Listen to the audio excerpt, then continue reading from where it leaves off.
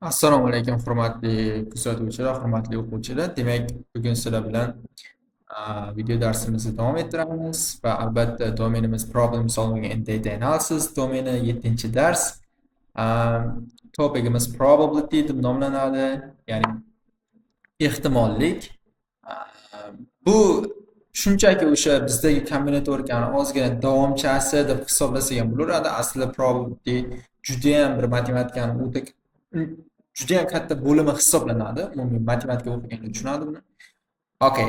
Demak, SATni taklif qilayotgan qanaqadir bir berilayotgan misollari yoki bir qanaqadir bir misol ishlanishlari, qanaqadir bir oqimlari haqida gaplashamiz. Videoni boshlashdan oldin albatta ijtimoiy tarmoqlardagi sahifalarimizga obuna bo'lishingizni taklif qilardim. Bu orqali siz juda ham ko'plab SATga bog'liq bo'lgan ma'lumotlardan bemalol foydalanishingiz mumkin. Telegram channel Asset-Based Digital SAT English, YouTube channel Asset-Based Channel SAT English Mathematics. Demak, boshlaymiz. Bugungi mavzumiz probability va shu yo'nalishda faqat ikki turdagi sizni ikki turdagi misollar berilishi mumkin. Bu tablelar orqali misollar beriladi va word problem, matnli masalalar orqali sizni bilimingizni tekshirib ko'rishi mumkin. Demak, bu narsalar haqida gaplashamiz. Albatta rejalarimiz shulardan birinchi two-way frequency tables, ikkinchisi word problems deb nomlanadi. Endi bu yerdagi asosiy tushuncha bo'lgan probability o'zi nimaligi haqida, ya'ni ehtimollik deb nomlanadi. Bu yerga yozib qo'ysak bo'ladi. Ehtimollik. O'zi nima ehtimollik? Demak, bu yerda yozilyapti. Probability is a measure of the likelihood of an event occurring. Biron narsaning sodir bo'lishining ehtimolligini o'lchovi deb nomlanadi. Probability. Umuman ehtimollik qanaqadir bir talqin qilish, ketma-ketligini o'rganib chiqib, keyingi hodisani bashorat qilish va o'shani o'lchovi qancha oralig'ida bo'lishi yoki necha foiz shu narsani bo'lish ehtimolligi mavjudligini o'rganib chiqadi. Keyingi gaplarda bemalol shu narsalarni ko'rib chiqsangiz bo'ladi. Umumiy olganda bu yerda 0 dan 1 gacha orqali, bu yerda miqdorlar orqali ifodalanadi. 0 va 1 oralig'idagi sonlar. Misol uchun 1 taqsim 10, 1 taqsim 2, 3 taqsim 4 va hokazo va hokazo. 0 bilan 0 va 1 oralig'idagi sonlar orqali uni ifodalanadi. Misol uchun biron narsani bugun misol uchun aytadigan bo'lsak, bugun yomg'ir yog'ish ehtimoli 4 dan 1 ga teng. Bu 4 dan 1 qism. Endi bu narsani xohlasangiz kasr ko'rinishda, xohlasangiz foiz ko'rinishda ifodalash mumkin. 4 dan 1 bu 25% degani. Demak, bu yerda 0 bu umuman u narsani ehtimolligi yo'qligini aniqlanadi. Agar bir narsaning ehtimolligi 0 bo'ladigan bo'lsa, demak u ish umuman hech qachon sodir bo'lmaydi. Agar 1 bo'ladigan bo'lsa, aniq 100% sodir bo'ladi. Keyin umuman matematikada bu fundamental konsept hisoblanadi va aynan SATning matematikasini o'zidan oladigan bo'lsak, shunchaki bir boshlang'ich qismini olgan xolos. Ya'ni o'sha orqali savol beriladi. Unchalik ham chuqur kirilmaydi bu probability. Probability degan mavzu juda ham katta mavzu. Aytdi tarmoqlari ham juda ham keng o'rganilgan, umuman nimada ham tarixda ham juda ham keng o'rganilgan. Chunki o'ta muhim mavzulardan bittasi. Va bu yerda aynan SAT uchun shunchaki bir qanaqadir bir uni chastotasi beriladi xolos. Ya'ni bu yerda biror hodisani bo'lish ehtimolligi, ya'ni A hodisani A eventda bo'lish ehtimolligi, ya'ni probabilitysi umumiy natijalarni o'sha biz uchun kerak bo'lgan natijani umumiy natijaga nisbati deb olsak bo'ladi. Endi biz qanaqadir bir misol keltiradigan bo'lsak, misol uchun haftaning 7 kunida siz shunaqa research o'tkazdingizki, qanaqadir bir haftaning 7 kunida biror bir davlatdagi biror bir mintaqadagi desak to'g'riroq bo'ladi. Biror bir mintaqadagi ob-havoni kuzatdingiz. Va shu 7 kunni misol uchun ikkitasida yomg'ir yog'di va qolgan 5 kunida yomg'ir yog'madi. Demak, shu resursdan kelib chiqqan holda siz aytishingiz mumkin, umumiy bu yerda yomg'ir yog'ish ehtimolligi bir hafta uchun 7 dan 2 ga teng. Ya'ni umumiy total number necha kun siz research qildingiz? 7 kun va necha kunida yomg'ir yog'di? 2 kun. Demak, mana shu chastota orqali ifodalanishi o'sha bir hodisaning ehtimolligini ifodalaydi. Endi bu narsani keyingi yana davom bor. Aytganimdek juda ham katta mavzu. Misol uchun conditional probability degan narsa bor. Ya'ni ikkita, uchta hodisalar bir bo'lib turganda u qanaqa bo'ladi? Ertaga jarayonlar qanday bo'ladi? Lekin bu undan u yog'iga o'tilmaydi, shunchaki mana bu chastota orqali, ya'ni bu yerda umumiy biz uchun kerak bo'lganni, ya'ni umumiy number of favorable outcomes, ya'ni biz uchun kerak bo'lgan natijani, umuman chiqqan natijani umumiy o'sha ehtimoliy natijaga nisbatan desak sal to'g'riroq bo'ladi albatta. Yana nima deyish mumkin ehtimollik haqida? Unchalik ham qiyin mavzu emas. O'zi aslida bir tushunib olsangiz, lekin albatta umumiy mazmunini tushunish kerak.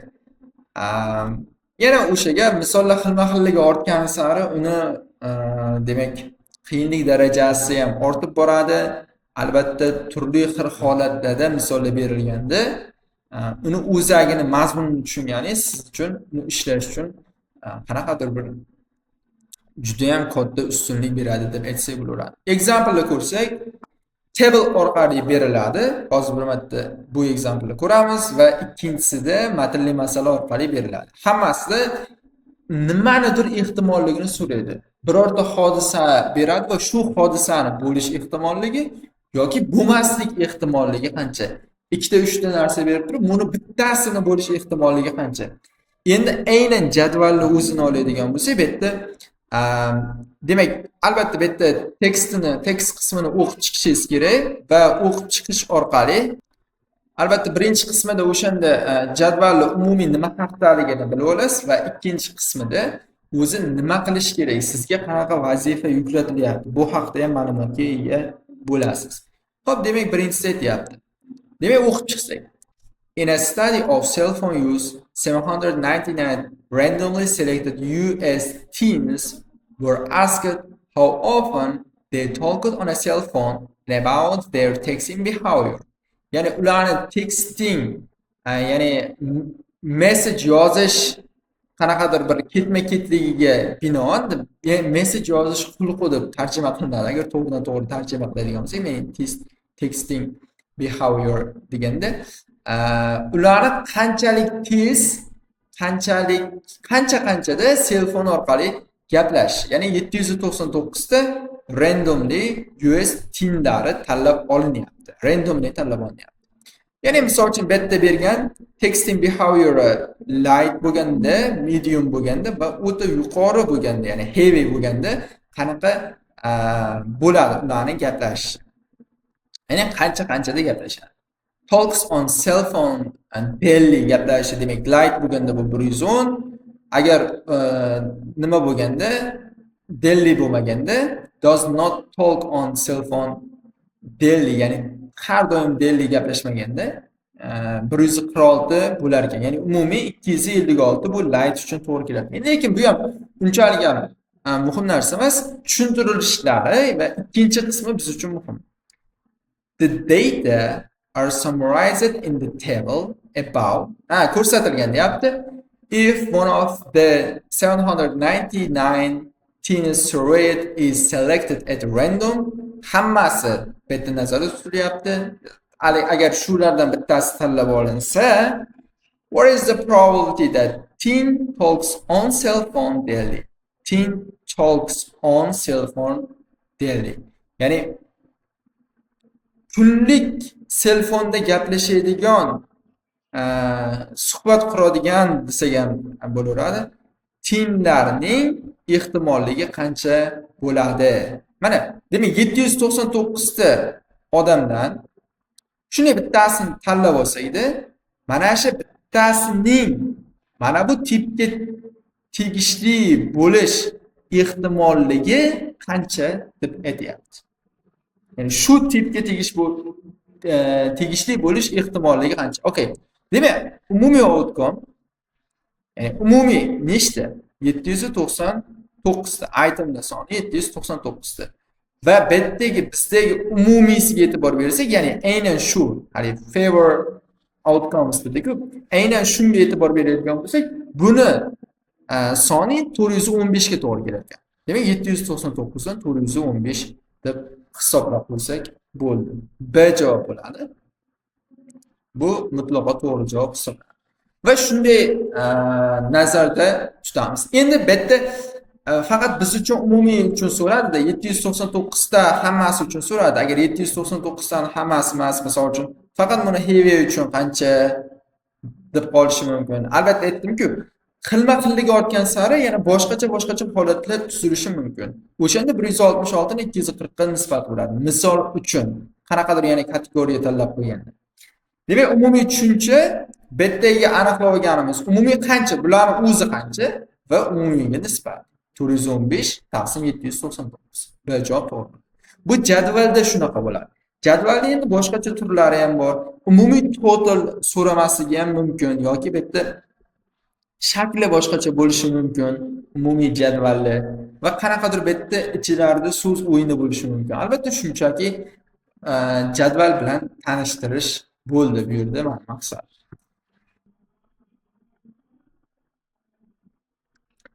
Demak, keyingi example matnli masala orqali berilgan bo'ladi. Demak, bu yerda probability yana in a bag there are 4 red, 7 white, 33 blue and 33 yellow cubes. Demak, bankda bu yerda savatni tarjima qilsak bo'laveradi. Ko'p shu ehtimolli mavzularga berilgan misollarda savatda 5 ta shar bor. Ular mana bunaqa rangda, nechtadir shart bor, bunaqa rangda va ularni qanaqadir bitta rang chiqish ehtimolligini toping deb beradi. Endi bu ham xuddi o'shanga o'xshab, in a bagda, ya'ni savatda 4 ta red, 7 ta white, 33 ta blue va 33 ta yellow kublar bor deyapti. Ya'ni kubiklar bor deyapti. Bitta endi kubikda beryapti, har xil holat bo'lishi mumkin, lekin umumiy misolni strukturasini umumiy o'zgartirib olmaydi. Demoqchimanki, oldingi xuddi o'shanga o'xshagan misolda kimdir ishlagan bo'lsa, demak xuddi o'sha yo'l orqali buni ham ishlashi mumkin. Xo'p, savatda 4 ta qizil, 7 ta oq, 33 ta ko'k, 33 ta yellow, ya'ni sariq kublar mavjud. Aralashtirib olgan, endi shuncha bor. Umumiy miqdorda hajmi shuncha. Okay. If one of these cubes is selected at random, agar o'sha kublardan bittasi random tanlangan bo'lsa, deyapti, tanlansa, what is the probability of selecting a cube? Bitta kubni tanlash ehtimolligi qancha deb aytyapti. A cube qaysi neither blue or yellow. Ya'ni blue va yellow bo'lmagan, neither nor degan, ya'ni ikkisi ham bo'lmagan, u ham bu ham bo'lmagan kubni tanlash ehtimoli bitta tanlansa, demak faqat bitta kub tanlanyapti, xolos. Bitta tanlansa o'shaning ehtimolligi qancha deb aytilyapti. Demak, bitta savatda shuncha kub bor, ya'ni shuncha degani bitta umumiy hisobda 11 ga 66 va 70 metrga osma 77 ta umumiy kublar bor va o'sha 77 ta umumiy kubdan bittasini shunday tanlab olganimizda, mana shu tanlab olganimiz ko'k yoki sariq rang bo'lmaslik ehtimoli qancha deb almashtirib olsak ham bo'laveradi. Demak, mana bu tanlaganimiz sariq va ko'k rang bo'lmaslik ehtimoli qancha deganini, demak, o'sha rang olgan tanlagan sharimiz, tanlagan kubimiz yo red bo'lishi kerak yo white bo'lishi kerak. Ikkovidan bittasi bo'lishi kerak. Demak, umumiy miqdorda bu yerda bizda 11 ta imkoniyatimiz bor. Nechtadan? 77 tadan. 77 ta shardan 11 ta imkoniyatimiz bor. Shunaqa red va white shar hosil qilish uchun, olish uchun.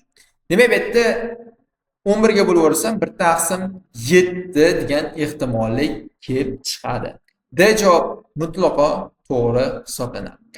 Endi bu yerda yana boshqacha usulda ishlash ham mumkin. To'g'ridan to'g'ri men ehtimolligini bu kontekstdan kelib chiqib o'zgartirdim. Ya'ni okey, demak 4 ta rang bor. Qizil, oq, ko'k va sariq 4 ta rang bor. Agar ikkitasi bo'lmaslik ehtimoli qancha deb aytayotgan bo'lsa, demak mana bu qolgan ikkitasi bo'ladi. Buni bo'lish ehtimolligi narigi ikkalasini bo'lmaslik ehtimolligiga teng bo'ladi. Demak, mana bu bo'lish ehtimolligini topib qo'ysam bo'laveradi deb kontekstni men o'zgartirdim o'zim uchun. Ya'ni to'g'ri yo'nalishda o'zgartirdim fikrlarni. Endi narigi usuli ham borki, agar umumiy miqdorda bu yerda shar olinishini umumiy ehtimollik birorta rang chiqishini 1 deb oladigan bo'lsak, mana shu to'rtta rangdan bittasini chiqish ehtimolligi 1. Haqiqatan ham, chunki boshqa rang yo'q. To'rovidan bittasi chiqadi. Endi shuni mana bu umumiylarini buni bo'lish ehtimolligi qancha? Buni bo'lish ehtimolligi 66. Ikkovini yig'indisi 66 ta imkoniyat. 77 tadan 66 ta imkoniyat bor. Endi mana shu narsani ayirib tashlayman.